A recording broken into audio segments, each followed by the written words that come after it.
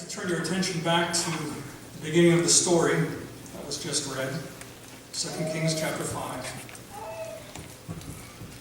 We're introduced to a commander of the Syrian army by the name of Naaman. An honorable man, talented man, a loved man. And the credit for his victories and for the advancement of Syria was by God's power. Kind of amazing. The only stain on this guy's perfect record was something he had no control over. He was a leper. He was sick. He was ill. Now, with that as our introduction, we find that a little girl was taken captive on one of the raids and found herself in the household of Naaman and his wife. Who placed her there? If the Syrians were given victory by the power of God through Naaman, she was placed there for a very specific purpose. Uprooted from her home, from her family, taken captive. I mean, all horrifying thoughts when we think about where our children are. And I'm not worrying about my kids. I know where they are, even though they're not with me. But then, should the unspeakable happen, and I no longer know where they are. Here is an amazing story of how God's plan unfolded for a little girl like her. And so we get to verse 3.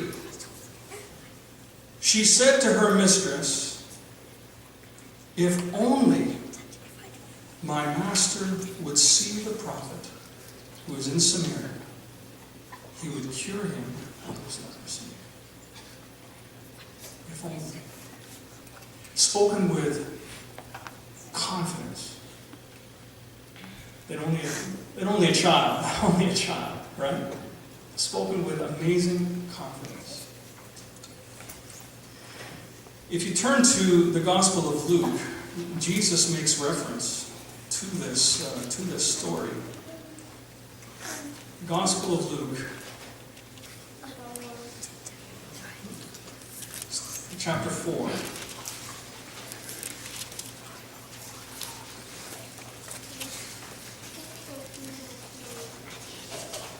We'll start with verse 23. Actually, start with verse 22. He's back to his hometown. And it says here, all spoke well of him and were amazed at the gracious words that came from his lips. "Isn't this Joseph's son?" they asked. Jesus said to them, "Surely you will quote this proverb to me, 'Physician, heal yourself.' And you will tell me, 'Do here in your hometown what we have heard that you did in Capernaum.' Truly I tell you," he continued, "no prophet is accepted in his hometown. I assure you that there were many widows in Israel in Elijah's time when the sky was shut for 3.5 years and there was a severe famine throughout the land. Yet Elijah was not sent to any of them, but to a widow in Zarephath, in the region of Sidon. And there were many in Israel with leprosy in the time of Elisha the prophet, yet not one of them was cleansed. Only Naaman the Syrian." So do you think the people cheered and laughed and... Yeah, read on. All the people in the synagogue were furious when they heard this. They got up and drove him out of town, took him to the brow of the hill on which the town was built, in order to throw him off the cliff. But he walked right through the crowd and went on his way. Now, if you go back into 2 Kings to chapter 3, you'll find that Jehoram, or Joram, was a man, a king, who did evil in the eyes of the Lord. So here we have the leadership of the people of God practicing idolatry, and the gospel, the good news, going to the Syrians. Elijah sent to a foreign widow. Elisha sent to a foreign captain. Because the prophet wasn't welcome in his own country. God wasn't welcome among his own people, so he went to others. Elijah and Elisha were sent to people that didn't know God, not to people who knew but followed other gods. Instead of using a king, Jesus used another maid. Instead of arriving like a king, Jesus was known as the son of a carpenter. Joseph's son. I believe that our kids need to hear more about Jesus more often, so that they'll talk about Jesus more often. I mean, here's this little maid. Her hero was a prophet of God, Elisha. That's who she spoke about. You know, when she heard that Naaman, the master of the house, was sick with leprosy, oh man, there was no debate. She said, look, if only he was with the prophet, he would be healed. He would be healed. And it says in 2 Kings 5 verse 4, Naaman went to his master and told him what the girl from Israel had said. If you look at it from the King James perspective, it says someone. Here they have a name that Naaman went to his master, but in another version it says someone went. So that kind of leads you to believe that it might not have been Naaman or his wife. It was someone else who overheard this little girl and took the message to the king. That they took the message of this little girl seriously. Seriously. Sometimes when we overhear something, it's bad. If we're going to be overheard, let it be that they're overhearing us talking about Jesus. Or overhearing us saying something good. Now, put yourself in the prophet's shoes. What if you were that prophet, Elisha? I have to ask myself that question. What if I were the prophet? Would I respond like the prophet or like the king? Let me show you how the king responded. All right? 2 Kings chapter 5. And we'll continue the story with verse 5. So by all means go, the king of Aram replied, or the king of Syria, depending on the version you're reading. I will send a letter to the king of Israel. So Naaman left, taking with him 10 talents of silver, 6,000 shekels of gold, and 10 sets of clothing. The letter that he took to the king of Israel said, with this letter I am sending my servant Naaman to you so that you may cure him of his leprosy. That was in the letter. I'm sending my top man who's responsible for raiding all of your villages and taking all your little girls away, and you're going to heal him of his leprosy. Okay. As soon as the king of Israel read the letter, he tore his robes and said, am I God? Can I kill and bring back to life? Why does this fellow send someone to me to be cured of his leprosy? You see how he is trying to pick a quarrel with me? So now I have to ask myself the question, what if I were the prophet? What if I were the king? And somebody, say a church member, had such confidence in my relationship with God that they would say, look, if only you were with Pastor Chin, you would be cured of your illness. What position would I be placed in? That my connection with God would be tested in such a manner that for somebody who doesn't know. Now remember, the whole idea, the punchline of this whole story is there is a prophet of God in Israel. There is a God in heaven. That's the point this little girl was making. If only he was with the prophet who is in Samaria. The prophet who is in Samaria is connected to God. Because he's connected to God, Naaman would be healed. Can you imagine if our children had that kind of faith in our connection with God? I mean, what responsibility does that place upon us as parents, as grandparents? That our children look to us as representatives of God. That if they were to bring their friends, those who were curious about God, that you mean to say God is that powerful? Do you believe that he's that powerful? Amen. Yes. Yes, he is.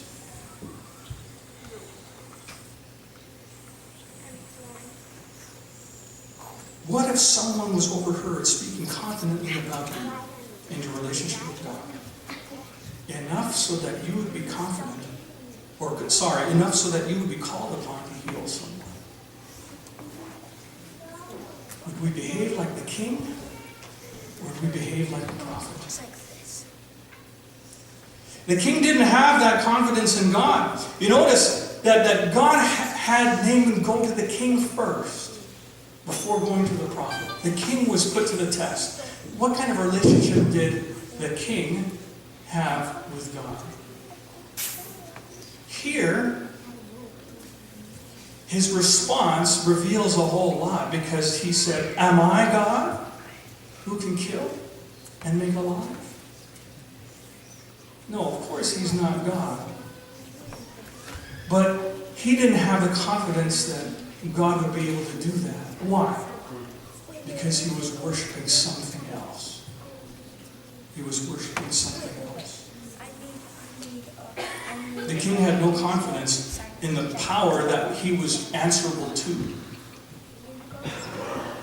And now, the other part that I want to draw your attention to is the price. Did you see this? He took with him 10 talents of silver, 6,000 shekels of gold, and 10 sets of clothing. I looked at another sermon of somebody who did the research as to what all this stuff is worth in today's currency, actually as of 2014.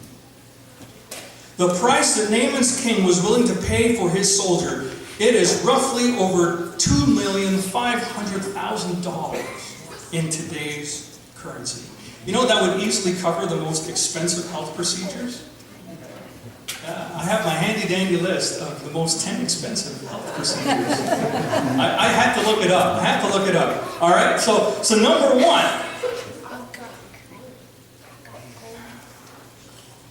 intestinal transplant at $1,206,000 to have your intestines replaced.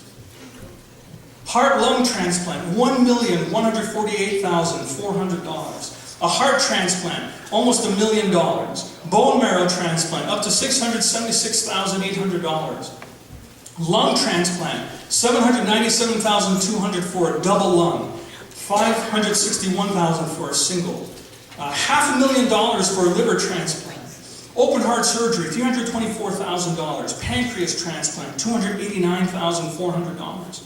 Kidney transplant, $262,900. And then just to get a tracheostomy, a hole put in your throat, $205,000. And this man who is a leper, his king was willing to pay upwards of $2,500,000 to ensure that his captain gets cured.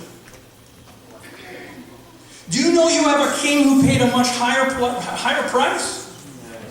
King Jesus paid a much higher price, the price of his life. Not to heal you of any physical illness, but to pay the price of sin so that you would not have to die. Isn't that what the Bible says? The wages of sin is death, but the gift of God is eternal life through Jesus Christ. Jesus Christ who paid the debt, who paid the price with his own life so that we would not have to.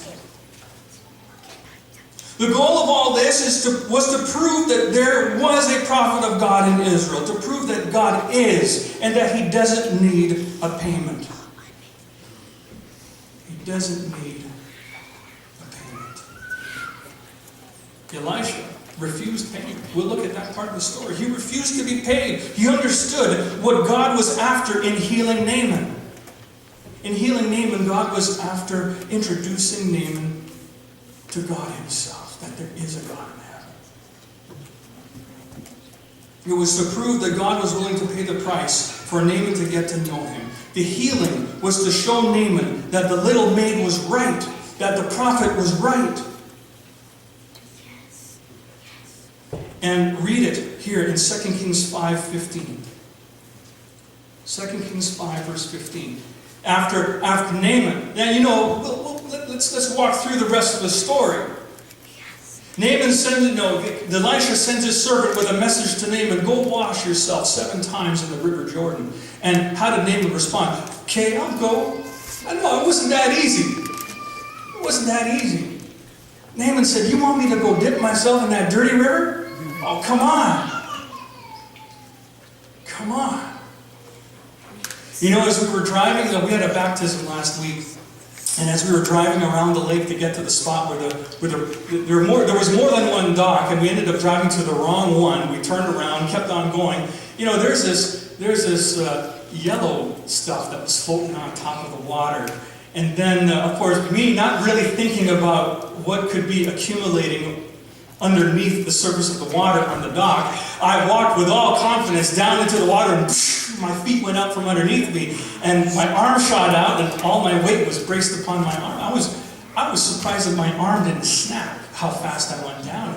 And I popped back up as if nothing happened. We quickly had the baptisms, and then I was called the next day. Harold, are you okay? Pastor, are you okay? I said, yeah, why shouldn't I be?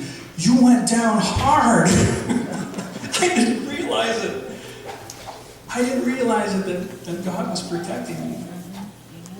That all that crud that had accumulated on the dock had made it super slippery.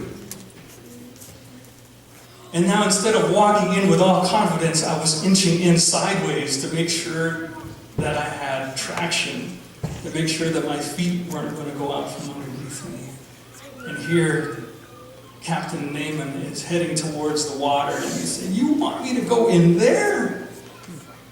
You've got to be kidding me. There are rivers in Syria that are far cleaner than this. And then his own men said to him, look, Captain, please forgive me, Captain. If the prophet had asked you to do some great thing, would you not have done it? To climb the greatest heights, to swim the deepest depths. I mean, you are a man of bravery and valor. There's nothing too tough for you to do, no challenge too great. And here you're sneering up, you're turning your nose up at something so ridiculously easy to do. And so after his men spoke what was clearly a compelling argument, he went into the water. Once, came back up, no change. Twice, came back up, no change. 3 times, came back up, no change. I mean, would you give up after the 3rd time? Look, at least I'm getting more dirty. I'm getting wetter and wetter. 4th time, he came back up, no change. 5th time, came back up, no change. 6th time, came back up, no change. What would happen if he gave up after the 6th? He would still be a dirty, filthy leper. Only a wet, mud-covered, dirty, filthy leper. And then the 7th time, he came back up. And his flesh was like a newborn child. The change was instantaneous. It wasn't gradual. And then you read in 2 Kings 5, verse 15, then Naaman and all his attendants went back to the man of God. He stood before him and said, now I know that there is no God in all the world except in Israel. His statement was filled with the confidence that the little maid had. If only my master were with the prophet who was in Samaria, he would cure him. And now Naaman is making the statement for himself. Now I know there is no God in all the world except in Israel. Yeah, and look at the last part. So please accept a gift from your servant. Unfortunately, Elisha's servant Gehazi did not understand the goal. Did not understand what this whole encounter was intended to produce. The little maid understood it. It was God speaking through her that started this whole process off, the faith of a little girl, because she was taught the stories. She was taught the songs. You have no idea the importance of the classrooms that exist downstairs when our children are being taught. You have no idea the importance of a school like Brentwood that we have within our community to teach our children the stories of God, so that they can speak the name of God with confidence and share His stories. So when you have opportunities to give and to support, please keep this going. Keep this happening. It's not my mistake that our schools still exist. God is making them run, but He's also allowing us to be a part of the process. That somebody took the time to teach this little girl about Jesus, to teach this little girl about God. And she freely shared it while in captivity. And it changed the life of the Syrian captain so that he, with all confidence, with cleansed flesh, spoke the words, "Now I know there is no God in all the world except in Israel." And Gehazi, the servant of the prophet, the one who's been tagging along, witnessing the mighty works of God on a daily basis. Wow. Could a person become so indifferent to the power of God if they see Him at work every day?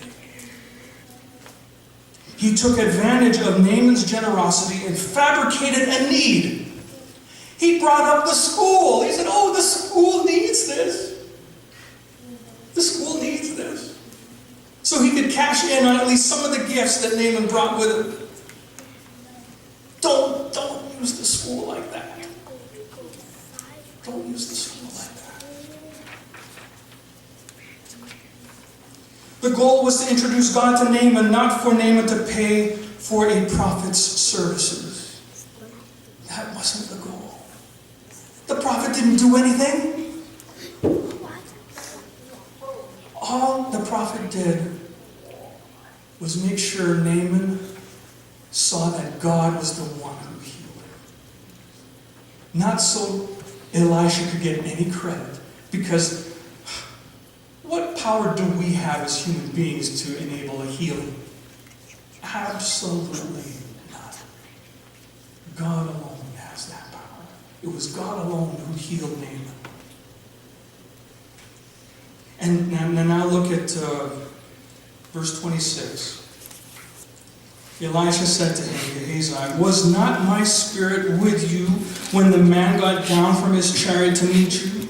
Is this the time to take money, or to accept clothes, or olive groves and vineyards, or flocks and herds, or male and female slaves? Naaman's leprosy will cling to you and to your descendants forever." Then Gehazi went from Elisha's presence, and his skin was leprous. It had become as white as snow.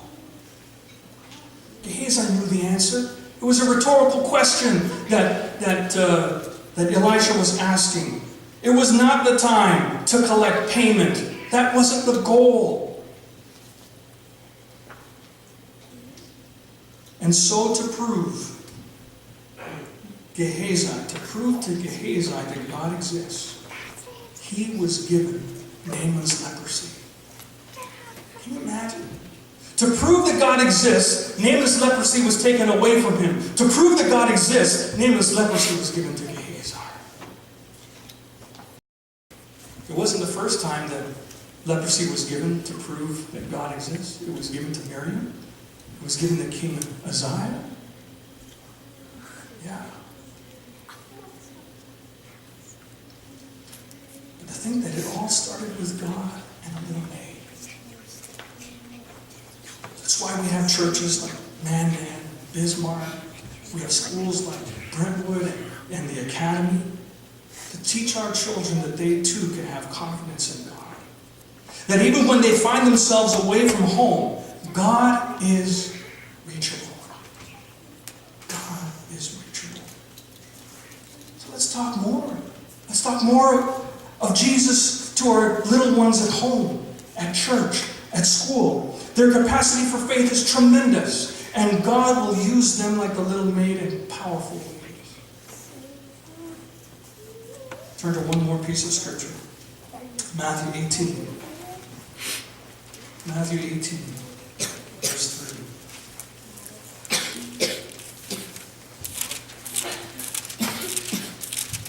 Actually, we'll start with verse 1. At that time, the disciples came to Jesus and asked, "Who then is the greatest in the kingdom of heaven?" He called a little child to him and placed the child among them. And he said, "Truly I tell you, unless you change and become like little children, you will never enter the kingdom of heaven. Therefore, whoever takes the lowly position of this child is the greatest in the kingdom of heaven. And whoever welcomes one such child in my name welcomes me."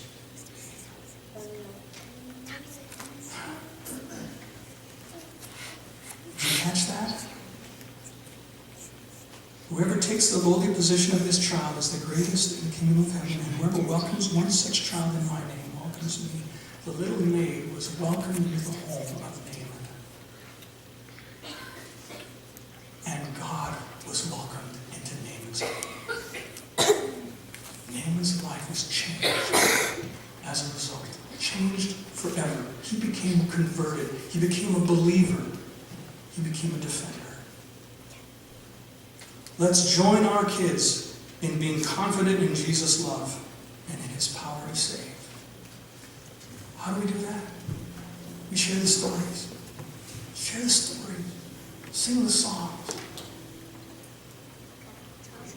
Make it real. Because our children believe it. Just as surely as they believe the fairy tales and superhero stuff that goes on, if we immerse them in the stories of Jesus, all the stories that are contained in this book, they will believe it as well too. And they will have God-like confidence that should you be called upon to heal, it won't be the healing that comes from you. It'll be because of your connection with God as a witness to those who don't know Him. That's why Naaman was chosen, and not the lepers who were in Israel. That's why the widow in Sidon was chosen, not the widows in Israel. God intends for the whole world to know Him, not just one group of people. Remember what Naaman said? Now I know there is no God in all the world. Do you believe that? There is no God in all the world. There is no other God except the God that is presented in these words. There is no other God. May God give you the confidence. Read the stories. Pray the prayers. Sing the songs. And tell our children. Tell our children. Because God will use them in powerful ways. Let's pray.